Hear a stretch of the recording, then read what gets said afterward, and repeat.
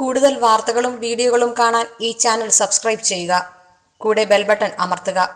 Please subscribe our channel. നമസ്കാരം. എല്ലാ മാന്യ പ്രേക്ഷകർക്കും ഈ ഒരു എപ്പിസോഡിലേക്ക് സ്വാഗതം. ജ്യോതിഷ സംബന്ധമായിട്ടുള്ള എല്ലാവരും ചോദിക്കുന്ന പ്രാർത്ഥന ഇഷ്ടംപോലെ ഞാൻ പ്രാർത്ഥിക്കുന്നുണ്ട്, സഹസ്രനാമം ജപിക്കുന്നുണ്ട്, എന്തൊക്കെ പ്രാർത്ഥിച്ചിട്ട് എനിക്കൊരു പ്രയോജനം കിട്ടുന്നില്ല, പ്രാർത്ഥനയ്ക്ക് എന്താണ് ഫലം, പ്രാർത്ഥിച്ചിട്ട് ഇനി ഞാൻ പ്രാർത്ഥിക്കാനേ പോകുന്നില്ല. പക്ഷെ കുറേ കഴിയുമ്പോൾ വീണ്ടും പ്രാർത്ഥിക്കും. അത് സംശയമില്ലാത്ത കാര്യമാണ്. പ്രാർത്ഥിക്കാനേ പോകുന്നില്ല എന്നൊക്കെ നമ്മൾ എടുക്കൽ വന്നിരുന്നിട്ട് പറഞ്ഞിട്ട് വീണ്ടും പ്രാർത്ഥന എപ്പോഴും ഗുണം ചെയ്യുക. എല്ലാ മനുഷ്യരും അല്ലെ, മൃഗങ്ങളല്ലല്ലോ, നമ്മൾ മനുഷ്യരല്ലേ. അപ്പം നമ്മൾ മനുഷ്യർ വിചാരിക്കണം, ഓരോ ദിവസവും ഓരോ പ്രശ്നങ്ങൾ നമുക്കുണ്ടാവും. ആ പ്രശ്നങ്ങളെ നമ്മൾ തരണം ചെയ്തു പോകുന്നവരാണ് മനുഷ്യർ. ആ പ്രശ്നങ്ങളെ കുറയ്ക്കാൻ വേണ്ടിയാണ് നമ്മൾ അമ്പലം, മോസ്ക്, പള്ളി ഇതൊക്കെ നമ്മൾ ആശ്രയിക്കുന്നത്. അല്ലെങ്കിൽ പിന്നെ നമ്മൾ ഈശ്വരനായിട്ട് വല്ലതും ജനിക്കണ്ടേ?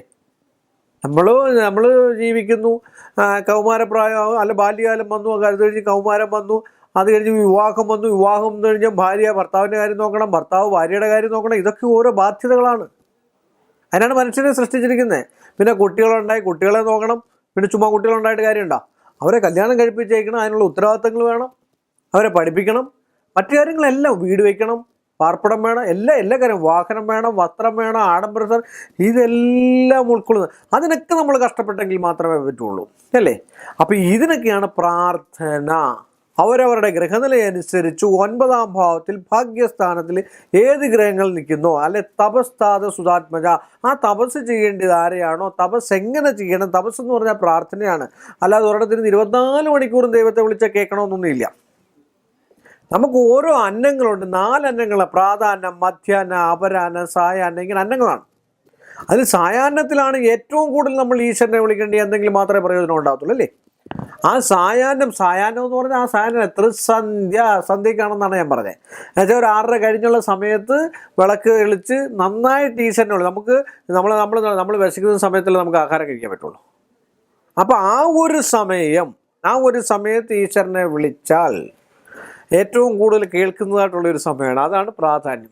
ആ സമയത്ത് നമ്മൾ മറ്റു കാര്യങ്ങൾക്ക് പോകാതെ ആ സമയത്ത് ഈശ്വരനെ വിളിച്ചു കഴിഞ്ഞാൽ 6:30-7 മണി സമയത്ത് ഈശ്വരനെ വിളിച്ചു കഴിഞ്ഞാൽ 100% ഈശ്വരൻ കേൾക്കും. 90% ഈശ്വരൻ്റെ അടുക്കൽ ഈ വാക്കുകൾ ചെല്ലും. കാര്യം എന്താ വെച്ചാൽ ആ സമയത്ത് ഭഗവാന് കേൾക്കാനുള്ള സമയം. അതുകൊണ്ടാണ് ത്രിസന്ധ്യയ്ക്ക് പിന്നെ വിളക്ക് കളിക്കുക, പിന്നെ അതിരാവിലെ വിളക്ക് കളിക്കുക, 4 വെളുപ്പിന് എഴുന്നേറ്റ് കുളിക്കുക. ഓരോ കുളിക്കുന്നതിനൊക്കെ ഒരു സമയമുണ്ട്, ഇല്ലേ? ചുമ്മാ ഉള്ള സമയത്ത് കയറി കുളിക്കാൻ പറ്റുമോ? എന്തെങ്കിലും ഒരു കാര്യം, നമ്മളിപ്പോൾ ഓഫീസിൽ ചെയ്തതിന് ശേഷം അവിടെ നിന്നും കുളിച്ചേക്കാന്ന് വിചാരിച്ചാൽ നടക്കുന്ന കാര്യമാണ്. അല്ല, നമ്മൾ വീട്ടിലാണ് കുളിക്കേണ്ടത്. എന്ന് പറയുന്ന പോലെ നമ്മൾ വിളക്ക് കളിക്കുക എന്ന് പറഞ്ഞാൽ നമ്മുടെ ആ സമയങ്ങളിൽ നമ്മൾ പിന്നെ നാമം ജപിക്കുവാണെങ്കിൽ നമുക്ക് നല്ലതേ വരത്തുള്ളൂ. നല്ല പ്രാർത്ഥനയോടുകൂടി അക്ഷരം തെറ്റില്ലാതെ നമ്മൾ മനസ്സിരുത്തി എന്നുവെച്ചാൽ നമ്മൾ ഏകാഗ്രതയോടുകൂടി ഏത് ഈശ്വരനെയാണോ നിങ്ങൾക്ക് ഇഷ്ടമുള്ള ഈശ്വരനെ വിളിക്കാം. ക്രിസ്തുവിനെ വിളിക്കാം, മാതാവിനെ വിളിക്കാം, പിന്നെ ഭഗവാനെ വിളിക്കാം, പിന്നെ മുസ്ലിം രീതിയിലുള്ള യാസിനോദ, ആയത്തെക്കുറിച്ച്, ഇങ്ങനെയൊക്കെയല്ലേ എല്ലാ കാര്യങ്ങളും നമുക്ക് ചെയ്യാം. പക്ഷേ അത് ഏകാഗ്രതയോട് ഒരു 5 മിനിറ്റെങ്കിൽ 5 മിനിറ്റ്, 2 മിനിറ്റെങ്കിൽ 2 മിനിറ്റ് ആ പ്രാർത്ഥന ഭഗവാൻ കേട്ടിരിക്കും. പ്രപഞ്ചത്തിൽ ശക്തികൾ ഒരുപാടുണ്ട്. ആ ശക്തികളെ, നമ്മുടെ പോസിറ്റീവ് എനർജിയിലുള്ള ശക്തികളെ ഉണർത്തിയെടുക്കാൻ നമ്മൾ ശ്രമിക്കുമ്പോൾ നമുക്ക് തന്നെ പോസിറ്റീവ് ഒരു എനർജി ഉണ്ടാവും. അപ്പം നമുക്ക് എല്ലാ കാര്യങ്ങളും ചെയ്യാനും എല്ലാത്തിനും ഉള്ള ഒരു പവർ ഈശ്വരൻ നമുക്ക് ഒരു ശക്തിയാണ് ഈശ്വരൻ. നമ്മൾ തന്നെയാണ് ഈശ്വരൻ. നമ്മളെ തന്നെ നമ്മൾ പരിപോഷിപ്പിച്ചെടുക്കുമ്പോഴാണ് നമ്മളാകുന്നതും നമ്മൾ ഈശ്വരനാകുന്നതും. ഇതേ സമയത്തൊക്കെ നമ്മൾ ഈശ്വരനെ വിളിച്ചു കഴിഞ്ഞാൽ ഈശ്വരൻ കൂടുതൽ കേൾക്കുന്നതൊക്കെ അതാത് സമയങ്ങളിൽ ചെയ്തെങ്കിലേ നമുക്ക് ആ സമയത്ത് ഈശ്വരൻ്റെ ആയിട്ടുള്ള കാരുണ്യം ഉണ്ടാവുള്ളൂ. ചുമ്മാ ഇരിക്കുന്ന സമയത്ത് ഓരോ കാര്യങ്ങൾ ചെയ്യേണ്ടതായിട്ടുള്ള സമയമുണ്ട്. ആ സമയത്ത് ചെയ്തെങ്കിലല്ലേ ഫലം ഉണ്ടാകത്തുള്ളൂ.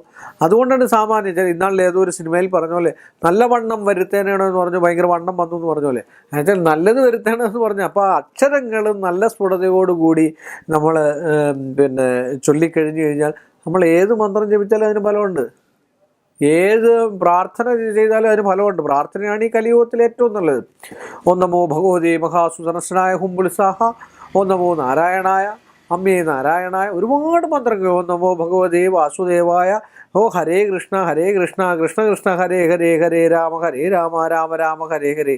ഇങ്ങനെയൊക്കെ നമ്മൾ ചൊല്ലിക്കഴിഞ്ഞ് കഴിഞ്ഞാൽ ഏറ്റവും നല്ല ഗുണമേ ഉണ്ടാകത്തുള്ളൂ. നിങ്ങളൊന്ന് ചൊല്ലി നോക്കൂ. നിങ്ങൾ ചുമ്മാതെങ്കിലും ഓം നമോ നാരായണ രാവിലെ ഒരു 7:30 മുതൽ അല്ലെങ്കിൽ ഒരു 7 മണി മുതൽ ഒരു 10-20 മിനിറ്റ് ചുമ്മാതൊന്ന് ജപിച്ചു നോക്കി.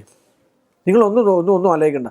ഓട്ടോമാറ്റിക്കലി നിങ്ങൾക്ക് ശാരീരികമായിട്ടും മാനസികമായിട്ടൊരു പവർ ലഭിച്ചിരിക്കും. സംശയമില്ലാത്ത കാര്യം. നിങ്ങളല്ലേ ഇന്ന് തൊട്ട് ജപിച്ചു നോക്ക്. സംശയം ഉണ്ടെങ്കിൽ ഒരു 21 ദിവസം അടുപ്പിച്ച് ജപിക്കൂ.